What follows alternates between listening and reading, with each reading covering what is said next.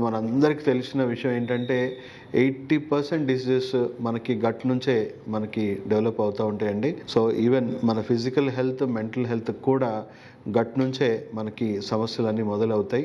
So first thing, gut అంటే ఏంటి? మన జీర్ణకోశ అండి. మనం తిన్నదంతా కూడా మనం డైజెస్ట్ చేయాలి, దాంట్లో నుంచే శక్తి గ్రహించాలి, దాని నుంచే మన ఆరోగ్యాన్ని మనం పొందాలి అనే విషయం మనకు తెలిసిందే. సో మనము ఈ గట్లో వేసే చెడు ఆహార పదార్థాలు మనం చూసుకుంటే జంక్ ఫుడ్, మనకు ఆల్కహాల్ ఇలాంటివన్నీ ఏం చేస్తాయండి? గట్ని పాడు చేస్తుంది. సో గట్లో చెడు బ్యాక్టీరియా పెరిగిపోతుంది, మంచి బ్యాక్టీరియా తగ్గిపోతుంది. సో గట్ ఇంబ్యాలెన్స్ వస్తుంది. సో టాక్సిసిటీ పెరుగుతుంది, హెవీ మెటల్స్ పెరిగిపోతున్నాయి, పెస్టిసైడ్స్, కెమికల్స్ ఇవన్నీ కూడా మనకు చాలా వంట పట్టేస్తూ ఉంటాయి. ఇంటెస్టైన్స్లో లైనింగ్ లాగా మారిపోయి దానివల్ల మన ఇమ్యూన్ సిస్టమ్ కూడా కొంతమందికి ఆటో ఇమ్యూన్ సిస్టమ్ కూడా డెవలప్ అవ్వడానికి కారణం గట్లో నుంచే ప్రారంభమవుతుంది. ఎందుకంటే 70% ఇమ్యూన్ సిస్టమ్ మనకి గట్ నుంచే అరైజ్ అవుతుంది. గట్టే మెయింటైన్ చేయాల్సిన అవసరం ఉంది. సో దానివల్ల ఇంపైర్డ్ ఇమ్యూన్ సిస్టమ్ వల్ల మనకి ఈజీగా వైరస్, బ్యాక్టీరియల్ ఇష్యూస్ ఇవన్నీ రావచ్చు.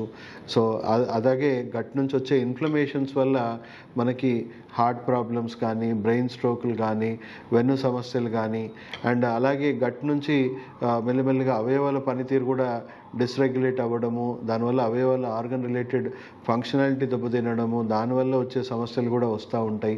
సో గట్ నుంచి బ్రెయిన్కి అందాల్సిన కెమికల్స్ కూడా సరిగా అందక సెరటోనిన్, మెలటోనిన్, ఆక్సిటోసిన్ ఇలాంటివి కెమికల్స్ అన్ని బ్రెయిన్కి సప్లై చేయాల్సింది కూడా గట్ నుంచే. సో దానివల్ల మనకి స్ట్రెస్, కోపము, డిప్రెషన్, యాంగ్జైటీ, రకరకాల సైకాట్రిక్ బిహేవియర్స్ కూడా మనం ఒక వరకు చెప్పుకుంటే గట్ బ్రెయిన్ యాక్సిస్ దెబ్బతినడమే. సో గట్ని మెయింటైన్ చేయడం చాలా చాలా అవసరం. అండ్ మా దగ్గర వచ్చే ఏ కండిషన్కైనా, ఎలాంటి కండిషన్కైనా గట్ హెల్త్ని మేము కరెక్ట్ చేయడం అనేది చాలా ముఖ్యమైన భాగంగా మా ట్రీట్మెంట్లో ఉంటుందండి ప్రతి కండిషన్కి మీరు చూసుకుంటే. సో ఫస్ట్ కొన్ని హోమ్ రెమెడీస్, అంటే ఆరోగ్యంగా ఉన్న వాళ్ళు ఆరోగ్యంగా ఉండడానికి మనము ఈరోజు కొన్ని రెమెడీస్ మీకు షేర్ చేసుకుంటాను. ఆల్రెడీ మీకున్న రకరకాల అనారోగ్యాలు ఎన్నో ఉండొచ్చు. సో కొంచెం క్రానిక్ కండిషన్స్ ఉన్న వాళ్ళకి నేను ఇప్పుడు చెప్పేవి పూర్తి స్థాయిలో హెల్ప్ అవ్వకపోవచ్చు, లేదా కొంతవరకు హెల్ప్ అవ్వచ్చు. వాళ్ళు ఖచ్చితంగా మీ డాక్టర్స్ని కలవచ్చు. డెఫినెట్లీ చాలామంది అలోపతి డాక్టర్స్కి గట్ హెల్త్ గురించి జీరో నాలెడ్జ్ ఉంటుంది. సో న్యాచురోపాత్స్ కానీ, లేకపోతే ఫంక్షనల్ మెడిసిన్ స్పెషలిస్ట్ అలాంటి వాళ్ళని మీరు కలిస్తే డెఫినెట్లీ గట్ గురించి మేము మీకున్న సమస్యలకి గట్కి లింక్ ఉన్నది మేము దాన్ని పూర్తిగా ప్రాపర్గా ఫంక్షనల్గా అనలైజ్ చేసి దాన్ని ఎలా ప్రివెంట్ చేయాలి, ఎలా రికవర్ చేయాలి, ఎలా కంప్లీట్గా మళ్ళీ నార్మల్ లైఫ్కి రీహాబిలిటేట్ చేయాలో ఆ పని మేము చేస్తాము. బట్ మినిమం మెయింటెనెన్స్ ఏదైతే ఉందో సెల్ఫ్ కేర్ లెవెల్, అంటే మన హెల్త్ కేర్ సిస్టమ్కి ఫౌండేషన్ వచ్చేసి సెల్ఫ్ హెల్త్ కేర్ అండి. సో మీరు సెల్ఫ్ హెల్త్ కేరే బాగుంది అనుకోండి, అసలు రోగాలు అనేవే తయారవ్వవు. ఒకవేళ తయారైనా అది త్వరగా రిజల్వ్ అవ్వడానికి మీకు హెల్ప్ అవుతుంది. సో ఈరోజు చెప్పే టిప్స్ కొంతవరకు పాటించండి. So first thing, sleep cycle, wake up cycle అనేది, అంటే మన బాడీ సెరికాడియన్ క్లాక్ని మనము సరిగ్గా మెయింటైన్ చేయాలి. సో ఫస్ట్ థింగ్, నైట్ ఖచ్చితంగా 7-8 లోపు, అంటే 6-6:30 వరకు డిన్నర్ అయిపోయి మీరు 8 o'clock బెడ్ మీద ఉండాలి. 9 వరకు నిద్రపోయేలాగా మీరు హెల్ప్ కావాలి. ఒకవేళ మీ నిద్ర స్లీప్ క్వాలిటీ ఇష్యూస్ ఉంటే మన వీడియోస్ ఉన్నాయండి ఇన్సోమ్నియా మీద. ఆ ఇన్సోమ్నియా సంబంధించిన వీడియోస్ మీరు ఒకసారి గెట్ ఇన్ అవ్వండి. దాంట్లో మీకు ఇన్సోమ్నియా సమస్యలు, నిద్రలేమి సమస్యలు ఉంటే ఎలా రికవర్ చేసుకోవాలనేది దాని మీద మీకు ఒక సంపూర్ణమైన వీడియో ఉంది. సో ఖచ్చితంగా 9 o'clock ఎందుకు పడుకోవాలంటే 9 to 11 మనకి హార్మోన్స్, గట్లో ఉన్న ఇంబ్యాలెన్స్ ఇవన్నీ కూడా కరెక్ట్ చేసుకునే టైం అండి. అండ్ 11 to 3 వచ్చేసి కొంచెం డీప్ లివర్ ఇవన్నీ కూడా ఎక్కువగా ఇన్వాల్వ్ అయ్యి సెల్ రిపేర్ అనేది జరుగుతూ ఉంది. సో చాలా ఇంపార్టెంట్ వర్క్ జరుగుతుంది కాబట్టి స్లీప్ సైకిల్ని ఎప్పుడు కూడా డిస్టర్బ్ చేయకండి. అండ్ మార్నింగ్ 5-5:30కి ఎట్లనన్నా లేచి అలవాటు చేసుకోండి. మార్నింగ్ సూర్యోదయం అనేది చాలా చాలా ఇంపార్టెంట్ అండి మీ గట్ హెల్త్కి కానీ, మీ బ్రెయిన్ హెల్త్కి కానీ, ఓవరాల్ హెల్త్కి కూడా. మీ ఎముకలు కూడా విటమిన్ డితోని ఉక్కులాగా మీ మారుతూ ఉంటుంది. అండ్ మీ గట్లో, మీ బ్రెయిన్లో సెరటోనిన్ బూస్ట్ అవుతుంది. దానివల్ల అవయవాల పనితీరు రెగ్యులేట్ అవుతాయి. బ్రెయిన్ మూడ్ కానీ ఇవన్నీ కూడా ఎన్హాన్స్ చేయడానికి చాలా హెల్ప్ అవుతుంది. సో మనకు ఒక క్లియర్ కనెక్షన్ ఉంది సన్ రైజ్కి. సో సన్ రైజ్ నుంచి ఒక 2 hours వరకు అట్లీస్ట్ ఒక హాఫ్ అన్ అవర్ 40 మినిట్స్ అన్న మీ బాడీని ఎక్స్పోజ్ చేయండి. అండ్ బ్రీతింగ్ ఎక్సర్సైజ్ కానీ లేకపోతే మెడిటేషన్ కానీ లేదా మైల్డ్గా వాకింగ్ కానీ యోగా కానీ ఇలాంటి యాక్టివిటీస్ వల్ల కూడా బాడీలో సర్క్యులేషన్ యాక్టివిటీ పెరుగుతుంది. దానివల్ల కూడా మీ గట్ హెల్త్ అనేది కొంచెం యాక్టివ్గా వర్క్ చేయడం, ఫంక్షనాలిటీ ఇంప్రూవ్ చేసుకోవడం అనేది జరుగుతూ ఉంటుంది. సో అది కూడా హెల్ప్ అవుతుంది. సో మార్నింగ్ మీల్ అనేది చాలా చాలా ఇంపార్టెంట్ అండి. మీరు మార్నింగ్, ఎందుకంటే నైట్ అంతా ఒక రకంగా ఫాస్టింగ్ లాగా ఉంటుంది కాబట్టి మార్నింగ్ ఇచ్చే మీల్ చాలా ఇంపార్టెంట్. ఒకవేళ మీకు కాన్స్టిపేషన్ లాంటి ఇష్యూస్ ఉన్నాయనుకోండి, ఖచ్చితంగా కొంతకాలం ఫ్రూట్స్ తినడం అలవాటు చేసుకోండి. ఎస్పెషలీ మనం చెప్పుకుంటే జామకాయ అండి, చాలా హై ఫైబర్ ఉంటుంది దాంట్లో. సో మీ కాన్స్టిపేషన్ ఇష్యూ ఉంటే జామకాయ ఖచ్చితంగా తినండి. అండ్ ఫ్రూట్స్ మిగతా ఫ్రూట్స్ మార్చి తినడం బెటర్.